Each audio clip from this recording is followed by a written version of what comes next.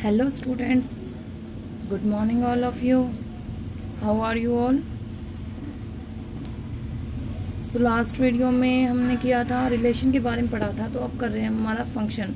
Function क्या होता है? फंक्शन होता है बेटा आपका जो रिलेशन होती है उसी की एक टाइप होती है या उसी की एक स्पेशल केस बोलते हैं हम, ठीक है। रिलेशन का एक स्पेशल केस क्या होता है? फंक्शन होता है। ये क्या कहता है? Function is a special type of a relation. Relation की क्या होती है? एक विशेष तरह की प्रकार होता है उसका, एक विशेष तरह का उसका ही केस होता है।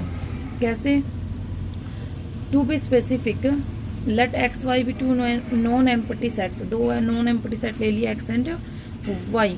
रिलेशन क्या है? R be a relation from X to Y, then R may not relate an element of X to an element of Y.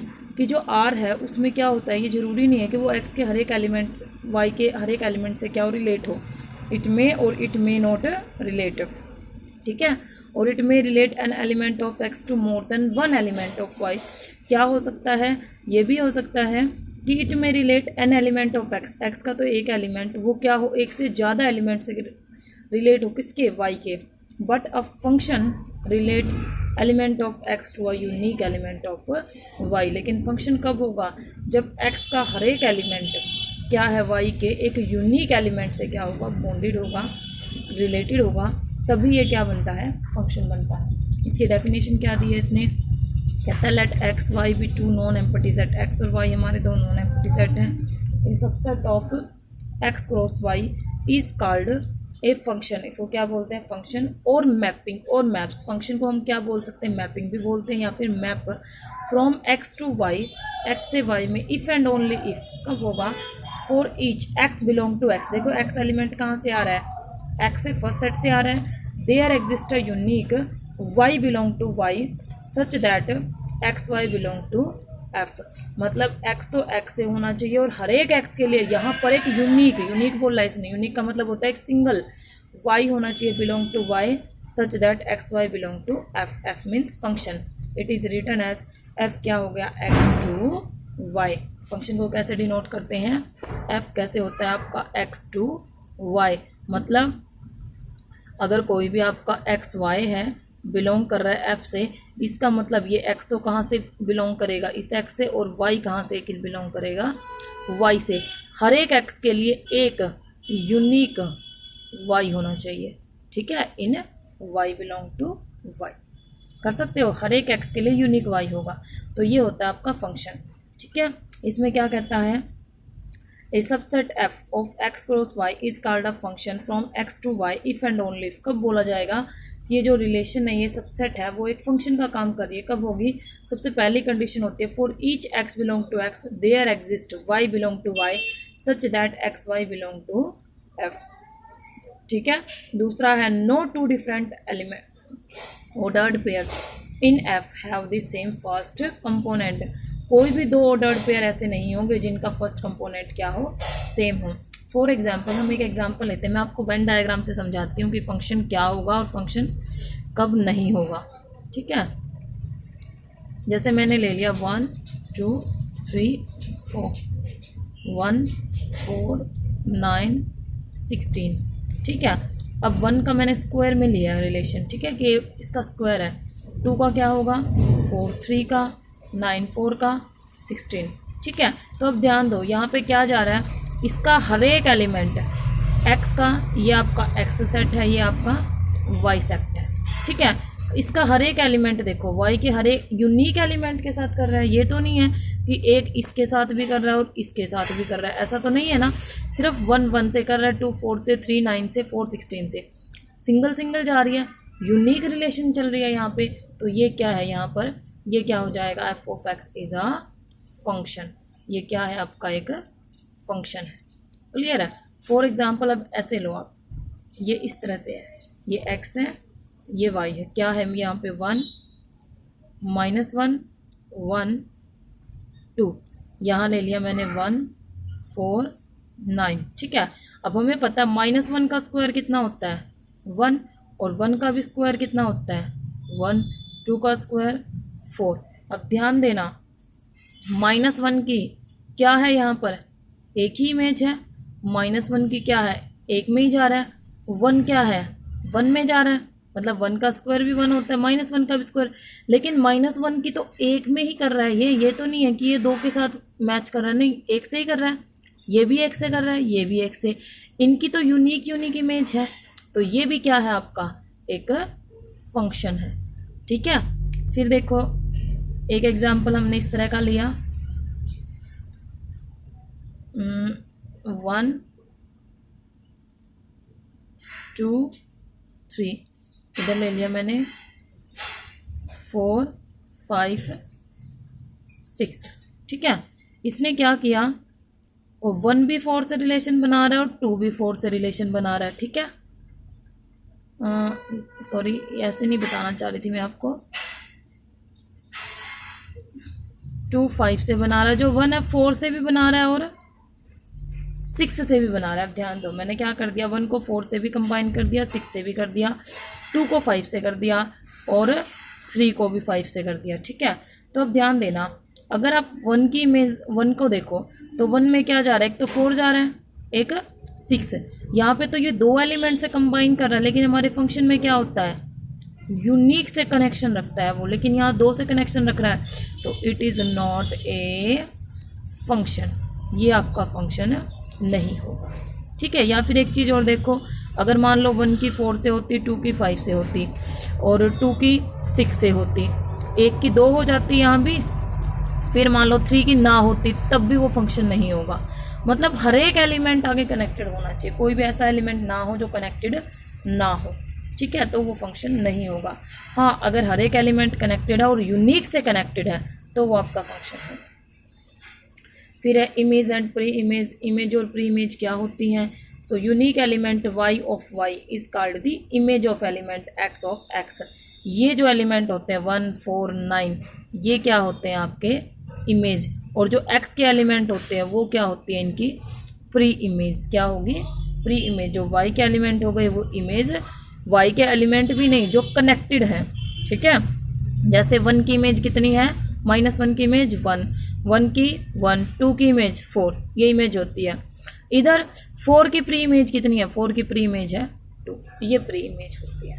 ठीक है, एलिमेंट नहीं बोल सकते हम, एलिमेंट तो डोमेन को डोमेन में आएंगे। जैसे आगे आ गया डोमेन एंड रेंज, अब डोमेन एंड रेंज आ गई, तो डोमेन क्या होती है, इसकी जो एक्स के जितने भी एलिमेंट हैं वो सारे के सारे किस में आएंगे, डोमेन में। जैसे कि 1 2 3 4, ये सारे के सारे क्या हैं आपके डोमेन। ठीक है, फिर है कोडोमेन, कोडोमेन में क्या आते हैं, जो y के एलिमेंट है, y के एलिमेंट आ गए 1 4 9 16, ये आ गई किसी भी फंक्शन की कोडोमेन। फिर आती है रेंज, अब रेंज क्या होगी, रेंज होती है जितने एलिमेंट रिलेटेड है, रिलेटेड कितने हमारे 1 है 4 है 9 है 16 है। ठीक है, मान लो यहाँ पे एक 25 और होता है एक्स्ट्रा में। ठीक है, एक 25 और ले लें तो कोडोमेन में तो 25 आ जाएगा। ठीक है, कोडोमेन तो 25 तक चली जाएगी, लेकिन रेंज 16 तक ही रहेगी क्योंकि 25 किसी से कंबाइंड नहीं है। तो रेंज में सिर्फ वो एलिमेंट आएंगे जो कनेक्टेड हैं, कोडोमेन में सभी एलिमेंट आते हैं, डोमेन में एक्स के कहेंगे, फंक्शन में तो सारे ही आते हैं एक्स के, क्योंकि फंक्शन तभी बनता है जब उसका हर एक एलिमेंट क्या हो, कनेक्टेड हो। क्लियर है, तो ये थी आपकी domain, range, image and pre image. फिर है डिपेंडेंट एंड इंडिपेंडेंट वेरिएबल, नाम से ही पता लग रहा है आपको, डिपेंडेंट जो डिपेंड करे, इंडिपेंडेंट जो किसी के ऊपर डिपेंड ना करे, और डिपेंडेंट जो डिपेंड करे। तो x टू y में क्या कहता है, the variable x which takes on value in the domain is called independent variable. x की वैल्यू किसी के ऊपर डिपेंड नहीं करती, तो ये क्या होता है, जो आपका x होता है ये होता है आपका इंडिपेंडेंट वेरिएबल। ठीक है, और y की वैल्यू x के ऊपर डिपेंड करती है, क्योंकि हमारा y इक्वल टू क्या होता है, f ऑफ x होता है, इस तरह से रखा जाता है, y इक्वल टू फंक्शन होता है। तो x की जैसे जैसे आप वैल्यू चेंज करोगे वैसे वैसे y की वैल्यू चेंज होती जाती है, तो y की वैल्यू x के ऊपर डिपेंड करती है, तो इसको क्या बोलते हैं, डिपेंडेंट वेरिएबल। ठीक है, क्लियर है यहाँ तक सबको, डिपेंडेंट इंडिपेंडेंट हो गया। नेक्स्ट देखते हैं, अब ये इसने अलग अलग तरह के फंक्शंस दे रखे हैं। ठीक है, मैंने आपको बता दिए हैं ये कि फंक्शन क्या होता है, हमेशा सिंगल टू सिंगल होता है। देखो एक बाकी बचा हुआ है, फिर भी फंक्शन है क्योंकि यहाँ सबका कनेक्शन है। ठीक है, ये फंक्शन फिर भी फंक्शन होगा। फिर जैसे यहाँ पे है, ध्यान देना, यहाँ पे क्यू की बी है, आर की सी है, एस की डी है, पी की डी है, ये भी आपका फंक्शन है क्योंकि यहाँ पर इसकी यूनिक इमेजेस हैं। फिर यहाँ नेक्स्ट में देखना, पी की ए भी है और बी भी है और ई भी है। अब पी की 2 इमेज आ गई, अगर 2 इमेज हो जाती है तो that is not a function, ये आपका फंक्शन नहीं है। फिर यहाँ देखो पी क्यू आर एस है, यहाँ पे एस की कोई भी इमेज नहीं है ना, तो ये भी आपका फंक्शन नहीं है। फंक्शन कब होता है? जब उसकी इमेज होती है। क्लियर है?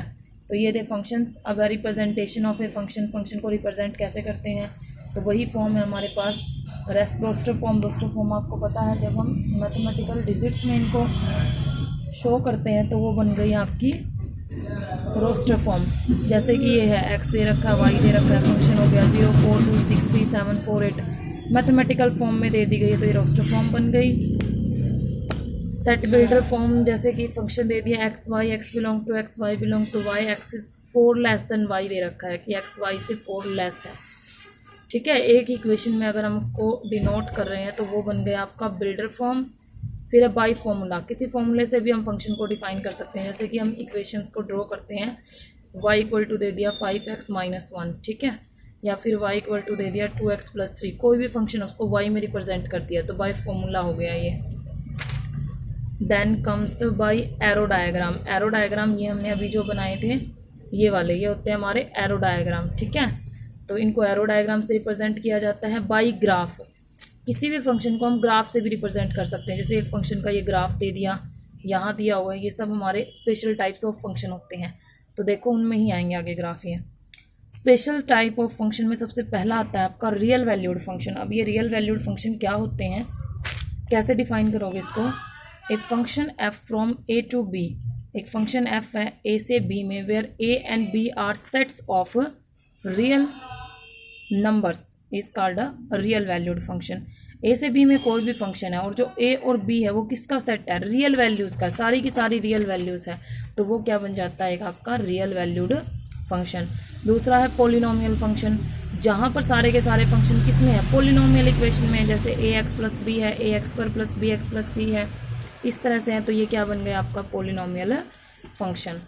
Third is rational function. Rational function क्या होता है? जैसे हमारा रेशनल नंबर होता है पी बाई क्यू फॉर्म में, उसी तरह से अगर कोई भी फंक्शन आपका पी एक्स बाय में क्यू एक्स फॉर्म में है, जहाँ पे पी एक्स और क्यू एक्स आपके क्या है? दो polynomial function, and Q of X is not equal to 0, then the functions are rational function. ये दिखाई दे रहे हैं आपको। फिर आता है आपका ओड फंक्शन। ओड फंक्शन क्या होगा? A function F of X is said to be an odd function if F of minus x equal to क्या बन जाए? Minus F X. ये देखो ओड फंक्शन और इवन फंक्शन काफ़ी इंपॉर्टेंट है, कैसे पता लगता है इनका ओड फंक्शन और इवन फंक्शन का। ठीक है, देखो कोई भी फंक्शन दे दिया, जैसे हमें एफ ऑफ एक्स दे दिया इसने 5x, ठीक है, इसमें मैंने x की जगह रखा माइनस एक्स रखा, तो 5 ऑफ माइनस एक्स क्या बन गया? Minus 5x। तो माइनस ये 5x एक्चुअल में एफ ऑफ एक्स है, तो माइनस एफ ऑफ एक्स बन गया। मतलब जब आपका function F of x minus f of x के इक्वल हो जाए, माइनस एक्स रखने पर दोनों इक्वल आ जाए, तो फंक्शन कौन सा होगा आपका? Odd function. ठीक है, फिर एक एग्जांपल देख लेते हैं। एफ ऑफ एक्स दे दिया आपको एक्स स्क्वायर प्लस 7, ठीक है, यहाँ मैंने एफ ऑफ माइनस एक्स रखा, तो माइनस एक्स का स्क्वायर प्लस 7, तो क्या बन गया? X square plus 7। देखा तो दोबारा से क्या आ गया? एफ ऑफ एक्स ही आ गया। जब आपका F of minus x equal to क्या आ जाए? F of X, negative function भी आपका क्या आ जाए? पॉजिटिव आ जाए, तो that is an even function. ये क्या बन जाता है आपका? Even function. ठीक है, अगर आपका F of minus x equal to minus f of x आ जाए, ठीक है, नेगेटिव आपका रखने पर इसके इक्वल आ जाए, तब तो ये क्या होगा? यहाँ माइनस एक्स रखना था, ठीक है, तब तो ये ओड फंक्शन, ये इवन फंक्शन। ठीक है, तो ये थे हमारे ओड फंक्शन, इवन फंक्शन। फिर कुछ इंपॉर्टेंट फंक्शन है, उनके ग्राफ दिए हुए हैं, ये आप लोग खुद पढ़ सकते हो। इसमें से बहुत आसान है, आइडेंटिटी फंक्शन है, जैसे कि जब आपका F of X equal to क्या हो जाए? एक्स के इक्वल, मतलब वाई इक्वल टू एक्स हो, तब वो आइडेंटिटी फंक्शन हो जाता है।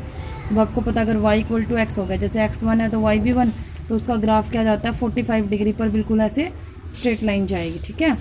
Constant function y equal to जैसे c आ गया, ये हमेशा ही कांस्टेंट रहेगी तो उसका क्या होता है एक पैरेलल लाइन जाती है।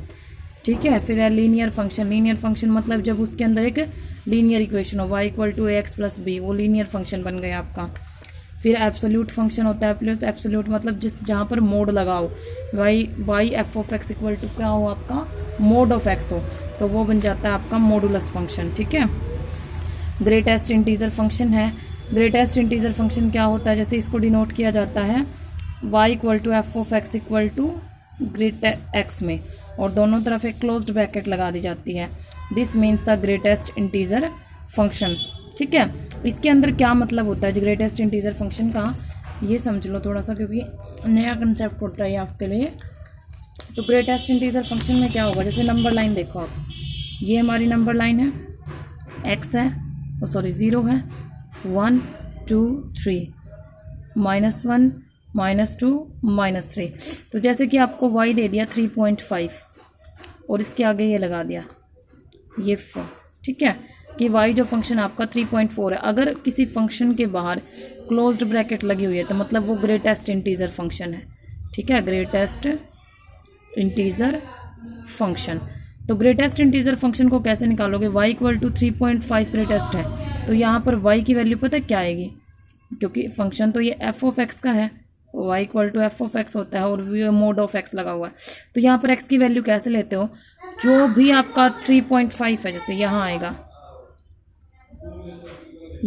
3.5, इसके लेफ्ट हैंड साइड में देखना है, लेफ्ट हैंड साइड क्या होगा, यहाँ पे इस तरफ आ रहा है ना लेफ्ट हैंड साइड यहाँ पे, तो लेफ्ट हैंड साइड में जो सबसे पहला इंटीजर आता है कितना आ गया 3, ये इसकी वैल्यू आएगी, कितना आएगा जो लेफ्ट हैंड साइड में, जैसे कि यहाँ पे है ये ले लिया हमने y माइनस का 1.5 दे रखा है, तो इसका क्या आएगा -1.5 यहाँ आता है, इसके लेफ्ट हैंड साइड में क्या आ रहा है -2, हमें इंटीजर लेना होता है। ठीक है। तो ये क्या आ जाएगा -2, लेफ्ट हैंड साइड में जो सबसे पहला इंटीजर आता है वही होता है आपका ग्रेटेस्ट इंटीजर फंक्शन। ठीक है। तो इसका ग्राफ दोनों तरफ ये जाएगा, तो ग्राफ में इसके कांस्टेंट वैल्यू ही होते हैं, देखो इस तरह से दिखा रखे हैं, इससे अलग अलग वैल्यूज़ के लिए अलग अलग पॉइंट चला जाता है, क्योंकि एक पॉइंट ही होगा बस इंटीजर। तो फिर है fractional part of function. Fractional part में क्या होगा, F of X equal to X minus greatest integer function, मतलब एक फंक्शन के अंदर से ग्रेटेस्ट इंटीजर फंक्शन को माइनस किया जाता है, तो वो बन जाता है फ्रैक्शनल पार्ट फंक्शन। फिर है सिग्नम फंक्शन और साइन फंक्शन। सिग्नम फंक्शन और साइन फंक्शन क्या इस तरह का होता है, देखो F of X 1 if X is greater than 0, 0 if X equal to 0 और -1 if X is less than 0।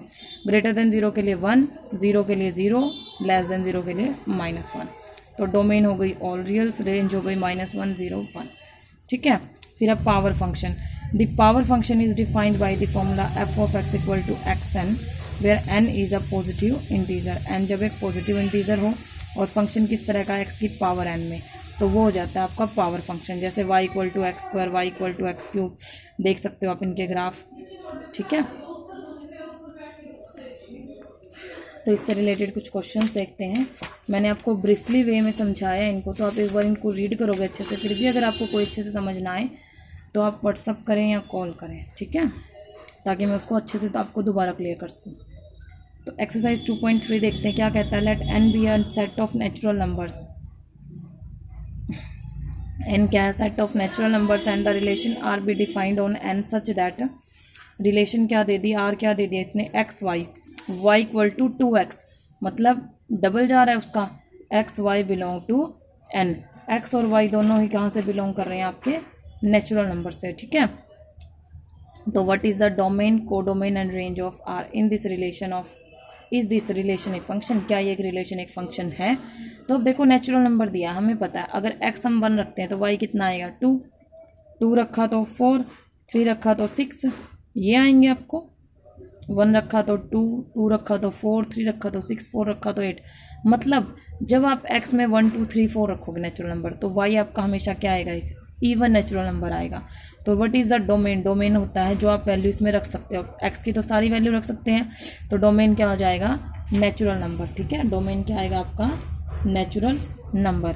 फिर बात आती है कोडोमेन की।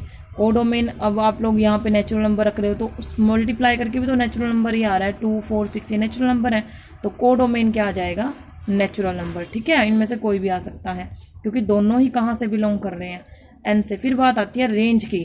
रेंज में आएंगी जो आपकी वाई की वैल्यूज़ आएंगी।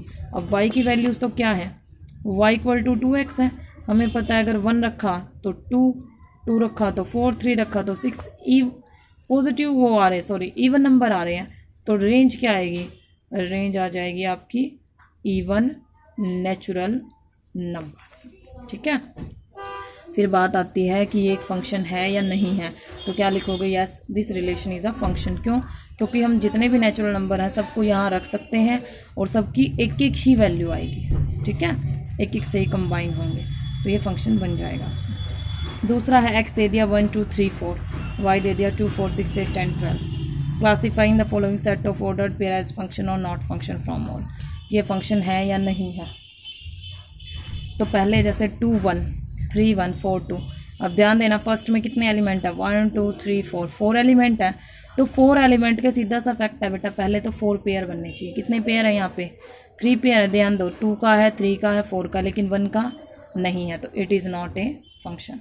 दूसरी दे दी 1 2 2 4 3 6 4 8, हमें ये देखना है 4 हैं, चारों की एक एक ही बन रही है, 1 2 के साथ, 2 4 के साथ, 3 6 के साथ, 4 8 के साथ बन रही है, तो इट इज़ अ फंक्शन। फिर है 1 4 2 4 4 8, फिर 3 है, एक कम है, 3 नहीं है, तो फिर से ये फंक्शन नहीं है। फिर 1 2 1 की 2 से, 2 की 2 से, ठीक है, 3 की 8 से, 4 की 8 से, तो चारों आ रहे हैं तो फंक्शन है। 1 10 2 6 3 6 4 10, ये भी फंक्शन है। 1 8 2 8 3 8 4 8, ये भी फंक्शन है। चारों एक से बना सकते हैं, लेकिन ये नहीं है कि कोई भी एक 2 से बना ले। ठीक है, फिर 1 2 2 4 2 6, अब ध्यान दो 2 4 2 6, मतलब 2 ने 4 के साथ भी बना दिया, 6 के साथ भी, डबल के साथ बना दिया, तो it is not a function, ये फंक्शन नहीं होगा। थर्ड है लेट एफ है x to Y such that x दे दिया 1 3 5 7, वाई दे दिया 0 2 13 तक है। Find the elements of F, F के एलिमेंट बताने हैं हमें। If Y equal to F of X equal to 2x - 1, मतलब ये आपको फंक्शन दे रखा है, तो इसमें x की जो भी आप वैल्यू रखोगे उसके अकॉर्डिंग आपकी y की वैल्यू आएगी, तो वही क्या बन जाएंगे, आपके f के एलिमेंट बन जाएंगे। देखो किस तरह से करना है, x लिखोगे यहाँ पे 1 3 5 7, y है 0 1 2 अप टू 13 तक। ठीक है, हो गया एक्स टू वाई। फंक्शन लिखोगे यहाँ पे एफ है x to Y, Y equal to क्या दे रखा है, F of X that is 2x - 1।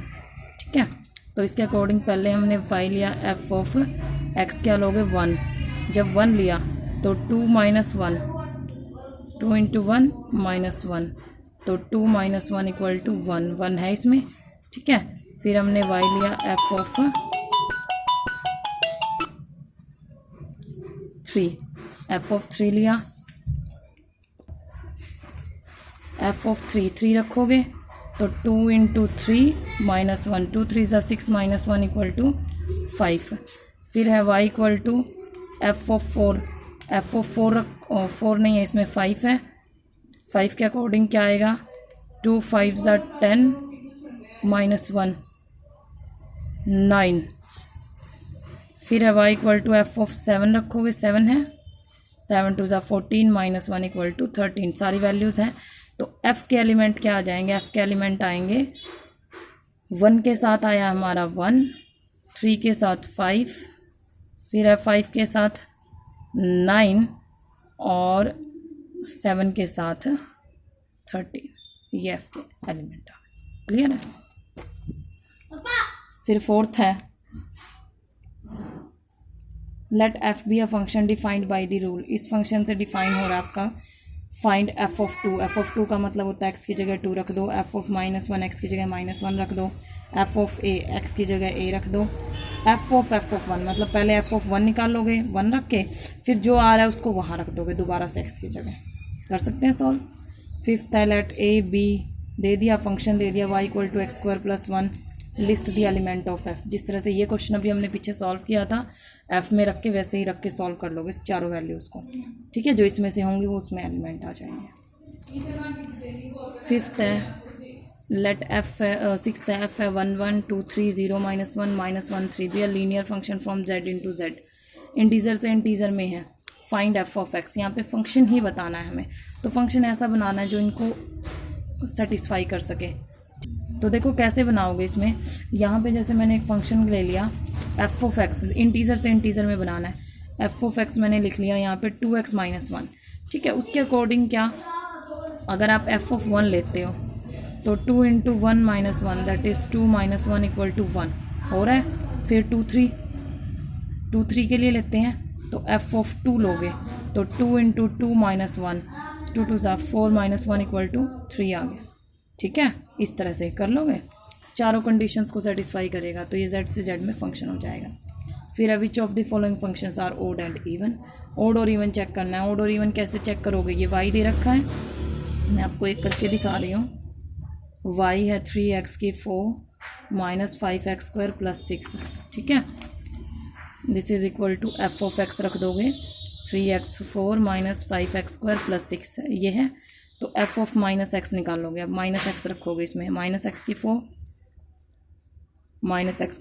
+ 6, तो अब जब नेगेटिव की पावर 4 हो तो वो पॉजिटिव ही आता है, और 4 क्या इवन नंबर हो तो पॉजिटिव ही आता है, x² + 6। ये तो हमारा क्या है, as it is f of x आ गया।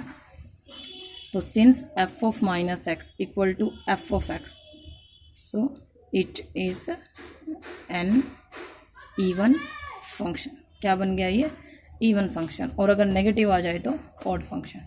तो 4 पार्ट्स हैं इसके, आप लोग खुद ट्राई करेंगे, इवन ऑड जो भी आता है। तो 7th क्वेश्चन तक आपको करना है, क्लियर है। तो आज के लिए हम इतना ही करेंगे, 7th क्वेश्चन तक आपको ट्राई करनी है। Thank you.